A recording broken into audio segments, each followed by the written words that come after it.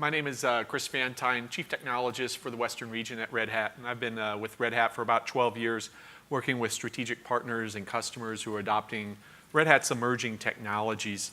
And certainly one of the hot topics with our customers is around their business digital transformation and how can IT help with that. You know, inevitably, the discussion typically leads to a discussion around containers and Kubernetes for container management, as well as DevOps. And today, we'll take a look at the security implications in that environment. Many years ago, Andy Grove from Intel had a famous quote about how only the paranoid survive, and it wasn't about security, it was about strategic inflection points. You know, there are moments in time when there are a massive amount of change and companies are faced with the option of either adapting and thriving or falling by the wayside. And certainly, we're seeing that in real time at many different industries. Here's one such industry. Does anybody recognize what this is a photo of? Right, this is the automobile factory for Tesla. Software is enabling the automation and the production of the vehicles, but even more revolutionary is software is a big part of the vehicles after it long leaves this factory. For the first time, I can actually purchase a vehicle, drive off with that vehicle knowing it's going to get better in 3, 6, 9 months time down the road because they have the ability to deliver software updates over the wire. Whether it's improving the 0 to 60 time, the battery efficiency, or the applications in the center console. Or even better, many of us I'm sure have read about vehicle recalls. They even have the ability to deliver an update that could potentially eliminate or rectify a vehicle recall issue without having to have a physical recall, saving them millions of dollars over the competition. And so there's a lot of pressure on IT to not be the bottleneck and to enable the business to quickly innovate.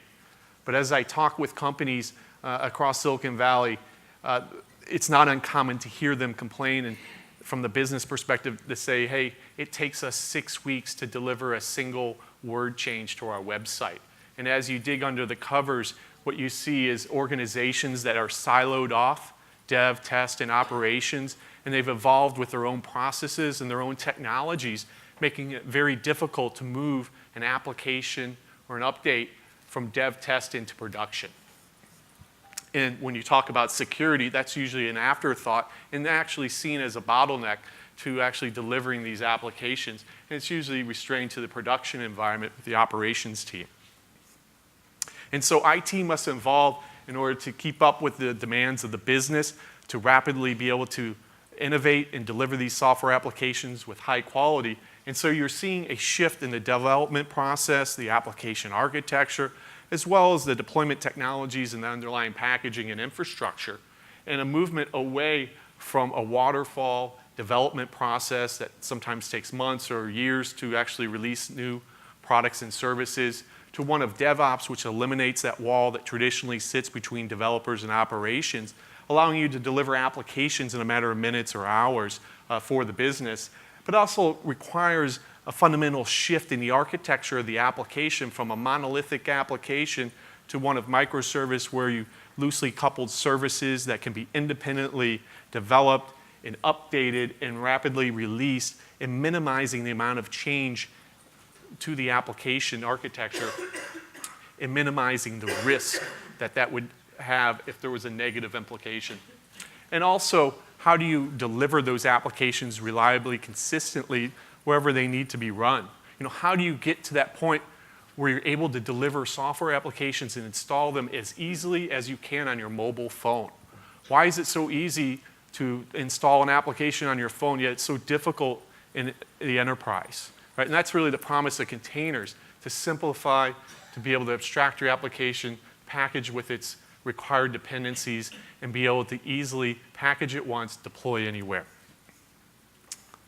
And so DevOps is a big part of this transition because it breaks down those walls we talked about earlier in this conversation. There are really 3 key components: people, process, and technology. Right?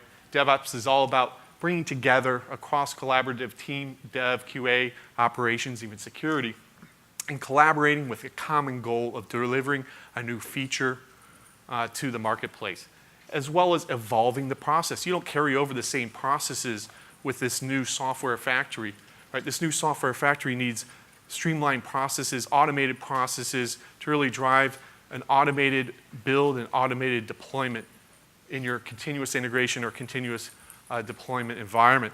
And then also enabling technologies.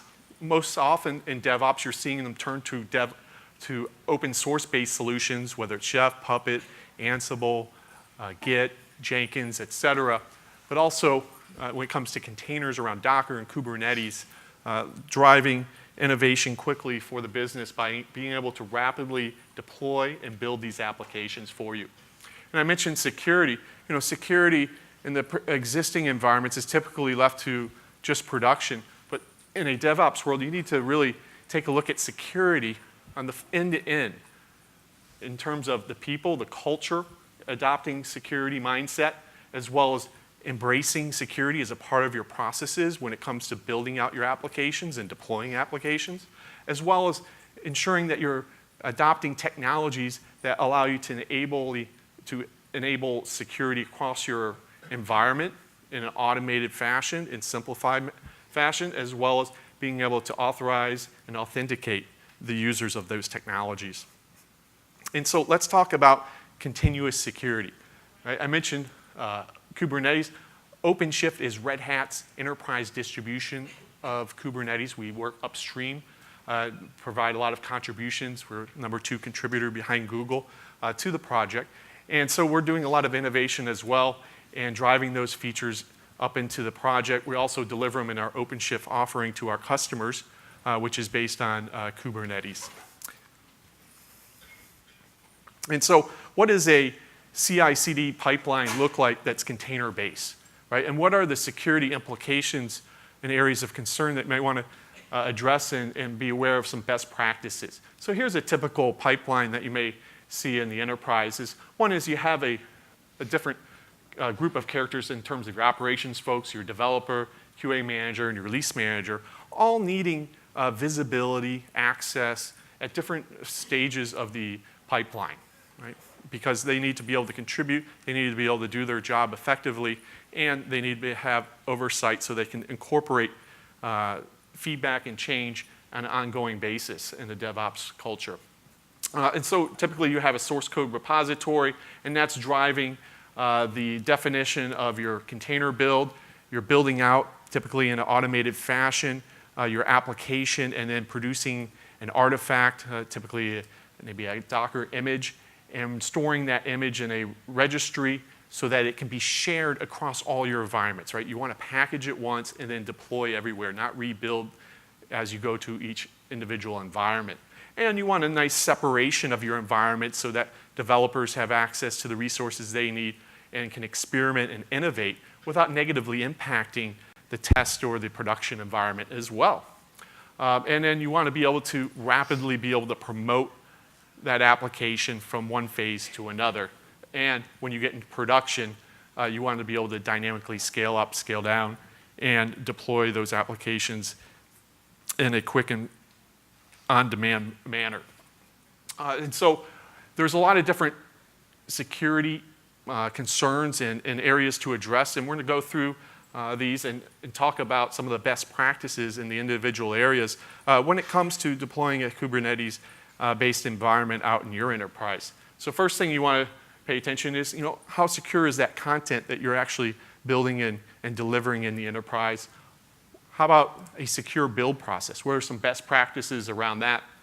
And then when you come in the enterprise and distribute your application in a registry, is it secure? What am I distributing? Who authored it, et cetera? And do I have a secure deployment process? Right? Do I have the ability to quickly deploy and update out into my production environment to address a security concern? Also, is the environment I'm running on, my container, is that secure? How do I harden that? Other areas of interest, certainly around network isolation, so I can separate one application network from another if I have certain security requirements. Storage, API, an API-driven world, how do I make sure I'm authenticating, authorizing the right people to have access to this platform? And from a DevOps perspective, I need that continued feedback around monitoring and logging so I can make constant change to my environment based on intelligent decision making and analysis. And also from a security perspective, I want to be able to have an audit trail. And then also, as I go into more complex and scale out environments, how do I isolate and use federated clusters as well. So here are some of the key topics around securing your containers that we'll walk through. And the way I'm going to approach this is we'll go through the typical workflow of a container environment. You have a build, ship, and run perspective. One is you build out your Docker file and you produce an image, and then you share that image in a common registry, and then you pull down that image and run it on your environment. So first off, from a build perspective, what are some best practices when it comes to building Docker images? First off, think of the Docker file, which is similar to a make file in the C language, is the blueprint. Right? You should always have a blueprint for how to reproduce or produce the output. In this case, a container image. Right? And so that defines exactly how to build that image. And you want to have that image building process repeatable. And so you want to hang on to that blueprint. And it's a good idea, do not create a container instance, log in, configure it, and then save that image, right? Because you have no idea who made what changes and how to reproduce it. This is no different than in your virtual or physical world. You want to have a recipe for how those VMs and those physical systems were built as well. And then, treat that Docker file like a make file. Developers store that in version control. Store your Docker file in a version control as well. And when it comes to stating versions of RPMs or other packages, don't just specify latest, because you have no idea what version you're going to get next time you run that command. You want to be explicit in your definition of which version to use as well. And then keep in mind when you use the run within the Docker file, each time you do that, it's running or creating another layer in the image, so it can get quite bulky. So you want to be aware of that as well. So those are just a few of the best practices when it comes to building out your images. In terms of content security, you want to be aware of actually what goes into the container image, right? So container images can span across any language, C, Java, Node.js, Perl, Python, etc. And it puts in your application, but also pulls in dependencies that are required to run that application. And then you can run that image across physical, virtual, physical, or private infrastructure, private cloud infrastructure,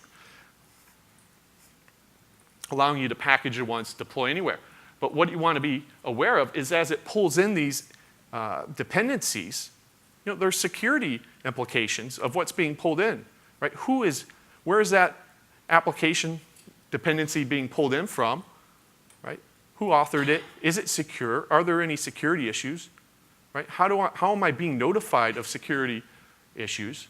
And take a look, for example, at the JRE package in the middle of the second column there, the little triangle, there's a number 66. Right? What that means is that there's been 66, actually more than that, because this slide's a little old, but there's been at least 66 security notifications for the JRE since RHEL 7.0 was released. Right?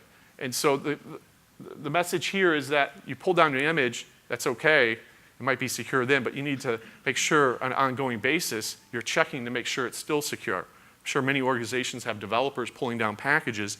The operations or the security team is not aware, or they don't have a process in place. And so we'll talk about that in just a second. And so one of the things you want to do in a DevOps culture is you have this continuous integration process where your developers are constantly checking in their code and triggering automated test cases using Jenkins, for instance, as your CI tool. And it's checking, make sure the code's okay. But also, you want to make sure that your application is secure, right? So run a security check every time you build your container image as a part of your CI process. If it isn't secure, then stop the clock, or stop and move back to rectifying that issue and rebuild. And how do you do that? Well, there are a variety of tools out there. OpenSCAP is one such tool, which allows you to scan hosts, virtual machines, container instances, as well as container images. Right? And so you can incorporate this tool, and it checks for security vulnerabilities within the image or the instance. as well as does it conform with your security policy. So you could define a security policy and have it check as well. Maybe you have minimum password settings, or maybe you want to make sure things like FTP are disabled on the container as well.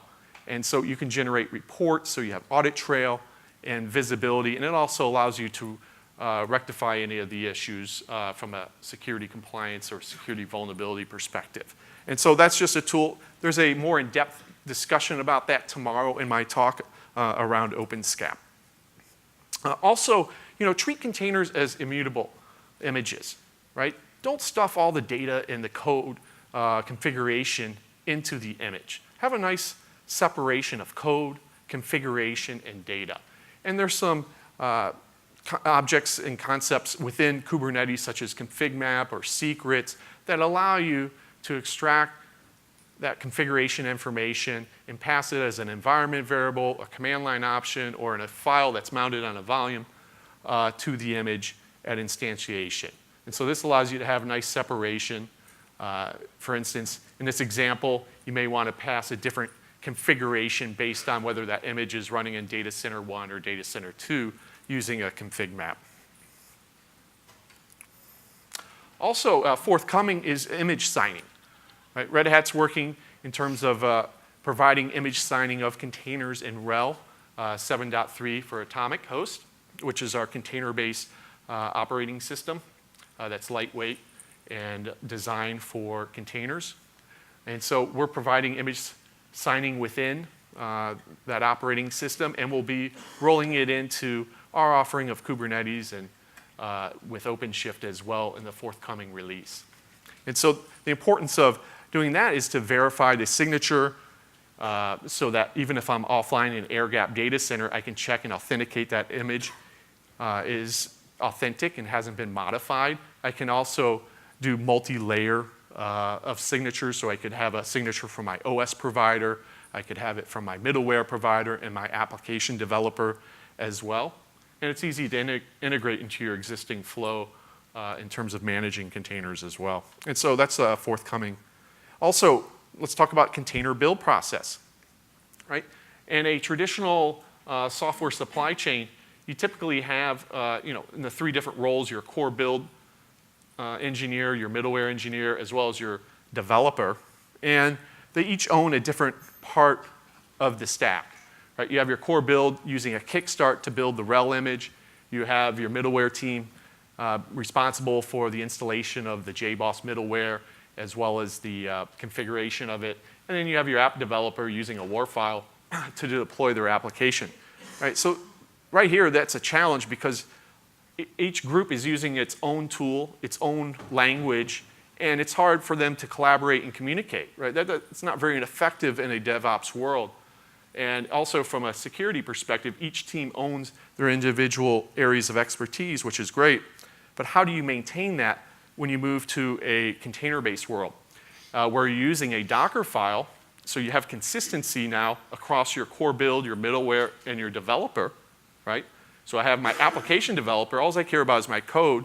I'm going to build a Docker file that installs my code, and I'm going to leverage an image in the repository for my JBoss middleware that was built on RHEL 7, right? But I don't want to be responsible for security notifications and security updates for those other layers. I just want to pay attention to my application code. And Dockerfile allows you to do that. And it also gets everybody speaking the same language, using the same tool set. So now I can help out my application developer and vice versa if I'm the core builder because I understand the Dockerfile syntax, et cetera. And when it comes to production environments, I roll out my application and I have it out in production. I don't want to be maintaining and checking on security notifications for that core or middleware layer. Instead, what I can do, at least in the either through automation tools, I could keep on checking my registry for updates and trigger a rebuild, right? So I could monitor my core build to see if a new RHEL 7 image was released, and if so, I could trigger rebuild of any application that depends on that. In Red Hat's OpenShift, we automate this by subscribing to image streams and allow you to trigger those rebuilds in an automated fashion. And so a good best practice if you want to simplify the updating of your application images that have security updates. Also, in terms of shipping your content images, how do you manage that? There's public and there's private registries. Really in an enterprise, in terms of registry security, you need to be aware of a lot of your developers are probably going out and getting public repository images and pulling them down. Well, there was a scan done at one point in time of the Docker Hub. There was 64% of them had a medium or high priority security issue. Right? And so security team needs to get involved and have some processes and standards around how we are scanning images, what images are going to be made available to the enterprise, et cetera. And so it's a good idea as an enterprise to deploy a private registry. Right? There's many solutions. Atomic has a registry that you can install in your enterprise, which provides a standalone registry and content that you can control, who can access, who can push new code images up into the registry, who can actually pull and deploy those images as well. And so it's a good best practice to install a private registry. You can also still make public registries available, but it's a good idea from an enterprise perspective to also have a private one. Also, in terms of the run aspect, deployment security. Right? How do you address security issues that are out in production? Right? You may have tens of thousands of container instances. Are you going to go out and log in and run yum update and patch those individual containers? No. Right? That process is broken. And it's broken for many reasons, not only from a scale perspective, but it's never been tested. Right? And so the whole premise of a container is that you package it once and to deploy everywhere. So if I have a security issue out in production, I need to go back to my software factory and rebuild and put it through that whole test cycle. Well, that sounds like it's going to take a long time. Well, that's why I need to automate it. Right? My new software factory needs to have automated builds, automated deployments. That way I can go back, update, revision my application with that update, and then automatically build it, automatically test it, put it through that OpenSCAP security scan, validate it, put it in the registry once, and then pull from that registry as I move from dev test into production, and automate the rollout of that application into production. And so that's where continuous deployment comes in. You want to have a continuous deployment capability in your enterprise. The ability of when you need to deploy something, you can. You may not deploy 10 times a day or 20 times a day, but when you need to, you have the ability to deploy in a matter of seconds or minutes out to your enterprise and update it. And so there are a lot of deployment strategies to help you accomplish this. Right? One is rolling update deployment. Right? So I want to be able to automatically go from version 10 to version 11 across my environment. And I want to go in an incremental fashion. So I go and deploy version 1.2 here. And then as I gain comfort with that new version, I roll it out to an additional node until it's at 100%. At any time, I could actually roll back if there was an issue discovered. And so that's built into Kubernetes. I don't have to script that. I can actually just issue a command and do a rolling update of my environment to that newer version. Also, you may want to choose a blue-green deployment. Right? A blue-green deployment is when I have one particular version in production. I go in and develop and test the next version, in this case version 1.2, and then when it's time to switch over, after I complete my CI tests, I can do that by just updating the load balancer and redirecting all the route, all the traffic to that new version. The old version's still there, and so if there was an issue, I could fall back to that older version as well. Right? So this is when you're going all in on the new version with the comfort of knowing you can roll back quickly by rerouting to the old version as well. So that's another option for my deployments and when I have security issues. Another thing you may want to do is I have a new version that I want to try out. So I have version 1 in production. It's receiving currently, let's say, 100% of the traffic. But I want to try out this next version, version 1.2. It has a security fix, and I want to see if it has any negative impact on my overall site, maybe to my business. Maybe the click-through rate is not, I want to make sure it doesn't drop down. And so I could do what's called A/B testing, and I could deploy both version 1 and version 1.2 out my environment. But via the router, I could redirect 80%, for example, of the traffic to version 1 and 20% of the traffic to version 1.2. This allows me to get a comfort factor and see that there's no negative impacts from a functional perspective as I make a security update. Right? And so let's try that out and demonstrate that to kind of show you.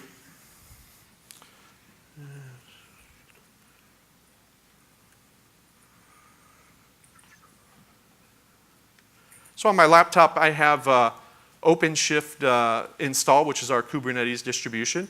And I have installed it on my laptop here, but I need to bring up a cluster. And so I'm going to go ahead and pull up the cluster. It's a very quick process, and what it's doing is it's setting up the Kubernetes cluster. It's deploying a private registry. It's also setting up a network router so I could route traffic to my applications, setting up the API listener as well. And on the left side, I have my browser so I can access the portal.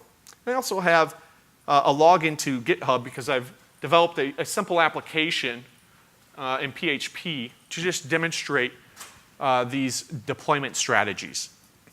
And so here you can see my cluster is already up. I can log in on the command line as a developer. And likewise, I can go over to my browser as well and to get the URL.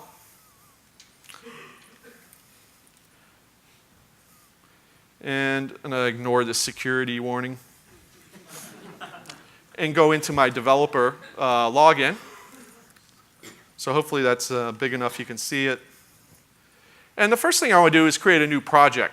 So this is my own development space I want to create.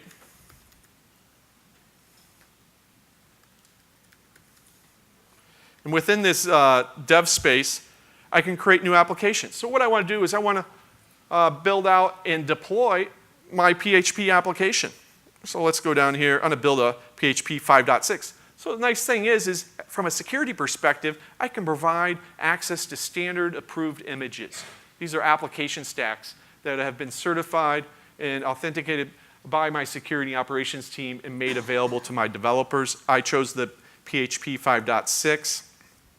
And let's call this application A. And I'm going to go to my GitHub repository, which has this code.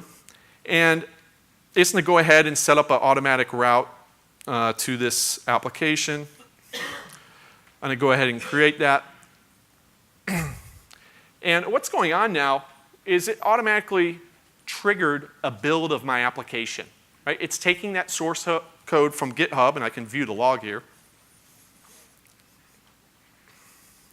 So it pulled down from GitHub, and it used what's called a builder image for PHP, and it's taking my source code, slipstreaming the base image for Red Hat Enterprise Linux and the PHP runtime, and it's going to build a Docker container image and put that into the registry automatically for me. And so here you can see it's pulling down the various layers. I'm doing this over my cell phone, so keep that in mind, and I'm on a end-of-life laptop as well. But here I can get a high-level view, and you can see it's created a route to my application. So once it's built, it's going to move into the deployment phase. And currently there are no deployments. It'll take just a couple minutes.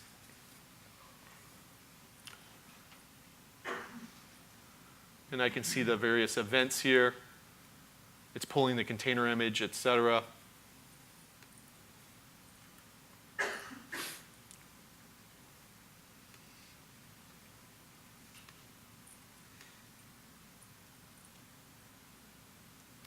Okay, great. And so now I think the build is completed, and it's actually moving to the deployment phase. So it's scaling my application from 0 to 1. So it's pulling down the image and then automatically scaling up that application in my production environment. And once that is completed, I'll be able to access that and see what version's out there. Oops.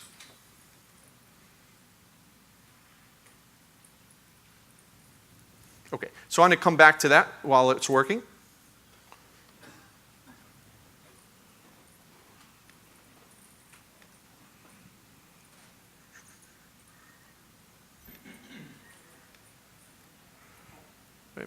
And talk about some other concepts as well. So next thing is host security, right? So when it comes to host security, you have some best practices. One is, these container images, they run by default as root.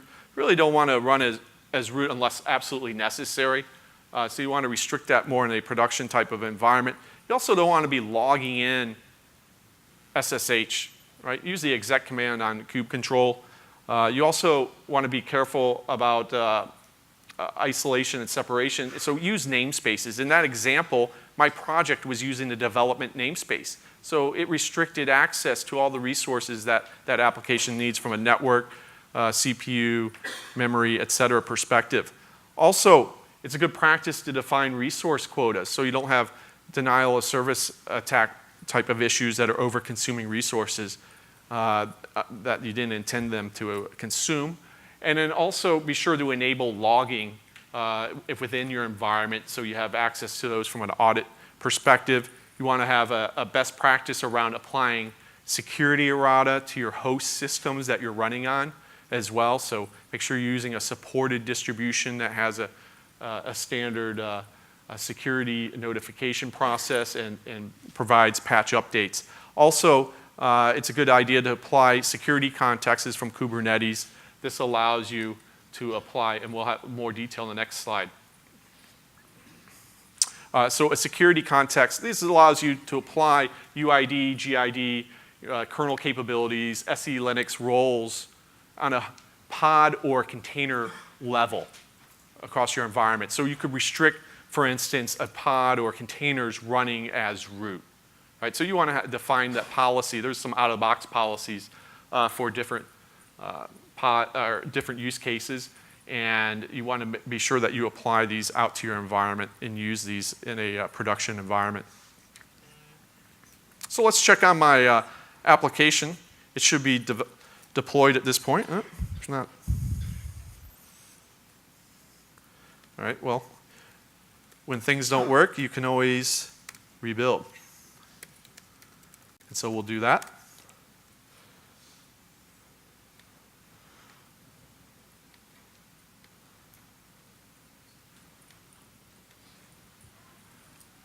So we talked about content through container hosts.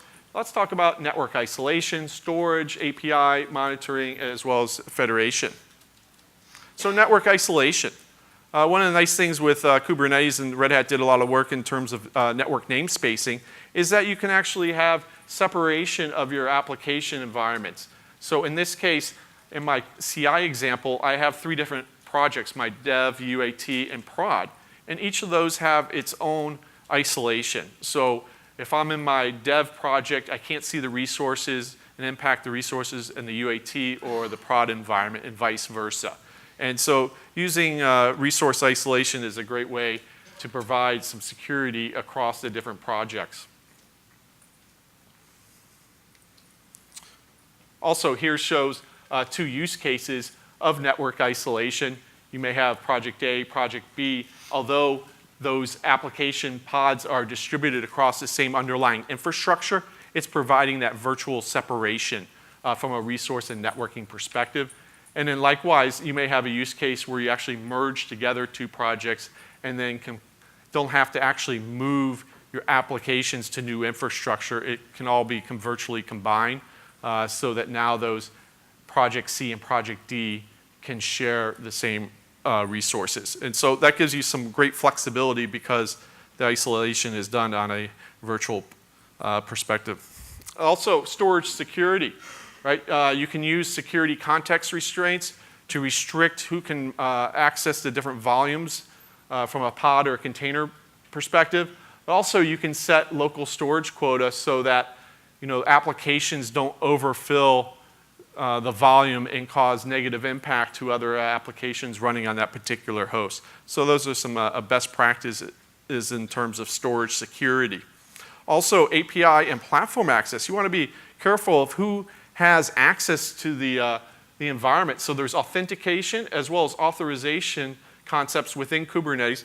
You can authenticate using OAuth tokens and SSL certs using in our OpenShift, as well as authorization. You can define user and group defined roles, which the policy engine will check against to make sure before it gives permission to execute something, it checks to make sure that that user or group has the permission to do so. And so you want to take a look at that and make sure you're applying those appropriately in your particular environment.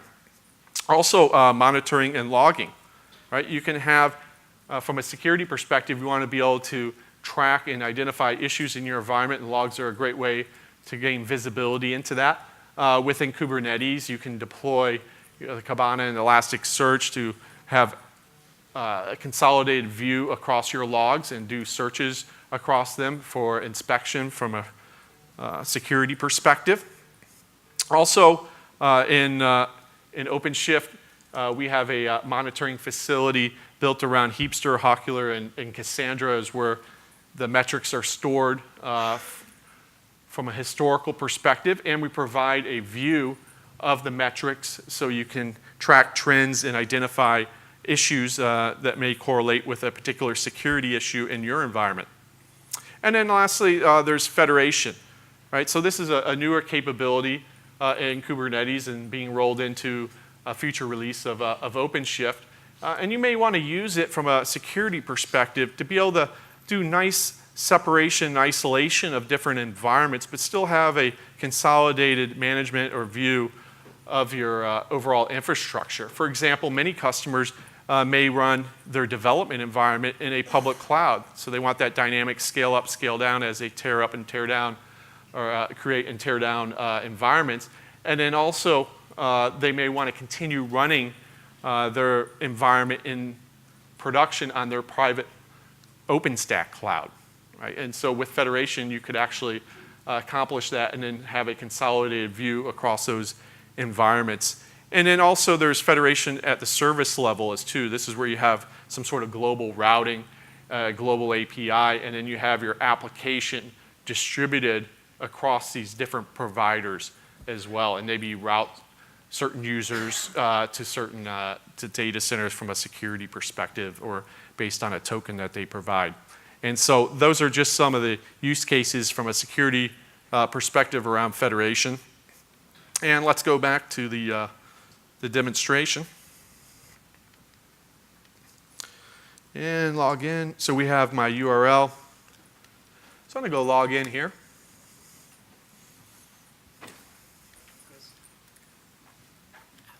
I have this example deployed if you want. I just deployed it. Oh, you did? Oh, okay, cool. If you want, I can connect and show that. Oh. I have the same example deployed. Oh, we do? Yeah.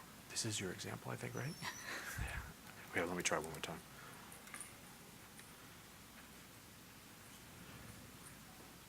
So I have project A. Oops. Let me go back here. Wasn't paying attention. Development, dev. All right, so I created my development project, and then I'm going to create my PHP application. Let's call it app A. Use my Git repository.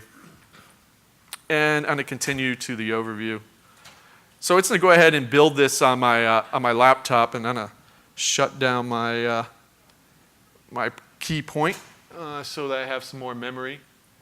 And it's going to go ahead and build out this infrastructure. In parallel, I could go out and build another application to my project.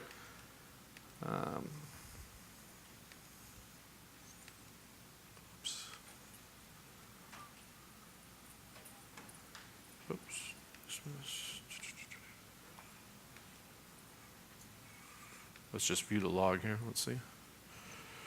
86%.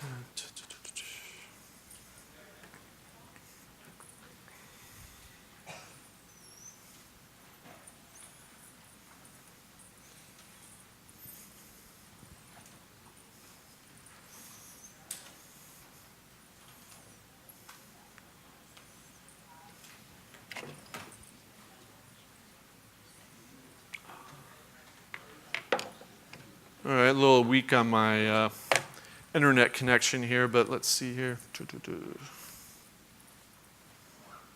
All right, the build completed. Let's see if we have better luck this time. Yes, and so now we have an application automatically deployed. And I can simply scale this application from 1 to 2 pods as well.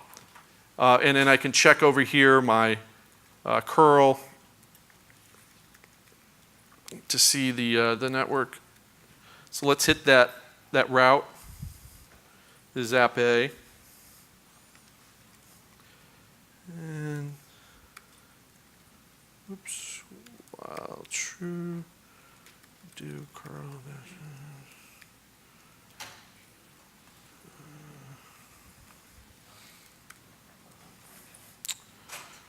Let me make my screen a little bit bigger.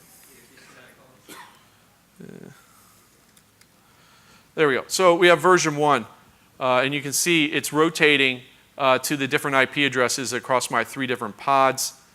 So from a security perspective, I may want to go and edit my version and call that version 2. And so I'm going to go ahead and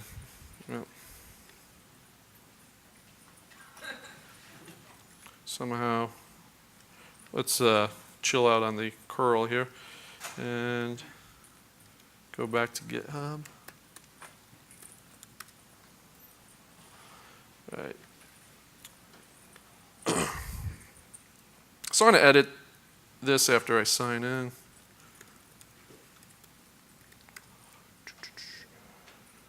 Let's call this version 2. I can edit here. Let's see here. Losing my sign-in for some reason. Because you accepted that cert the other day. Yeah, exactly. And so I went ahead and updated that. So now I can actually trigger a rebuild. If I put up a webhook, it could actually automate the rebuilding, but I'm going to go ahead and manually do this. So let me start that build. And so now I'm going to deploy version 2. And if I check on my curl over here, you know, one thing I'm going to notice is that this deployment should be this build should be a lot quicker this time. As well as the overall deployment. And sure enough, now it's already deployed version 2, and it's doing an incremental rolling update of my cluster on a gradual basis. Right? So I shortened the window so it quickly did it, but it was doing 1 at a time, and now all 3 pods have been updated to version 2. So that's my rolling update. Now I might also want to create a production environment.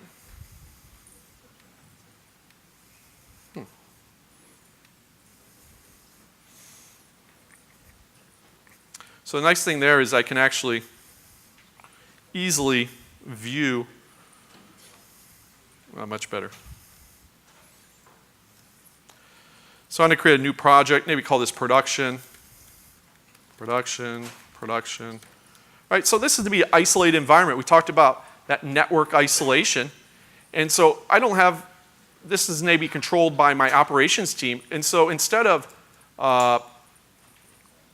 building into my production environment, I'm just going to pull images from my development environment.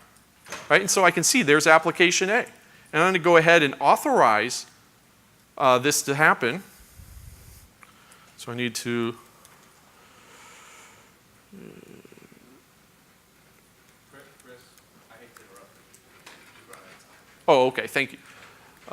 So anyway, that is the end of my presentation. I want to thank you for coming. What I was going to do is just show you how you can easily pull the image and deploy it in production. And then also you can set up the route so it could route 80% of the traffic to version A and then 20% to version B. But the thing here is under the scenes, it's doing continuous integration, continuous deployments with the automated build and automated deploy. And I didn't have to edit YAML files, right? It's all easy to use. Really, as a developer, simplified my life so I could focus on the code, the building of containers, the deployment of containers, all taken care of. I didn't have to call up network engineering to update that load balancer every time I added an application or added or decreased capacity. And so it's providing a lot of automation, a lot of efficiency. And when it comes to security perspective, I can rapidly roll out those security updates across my environment. Thank you so much.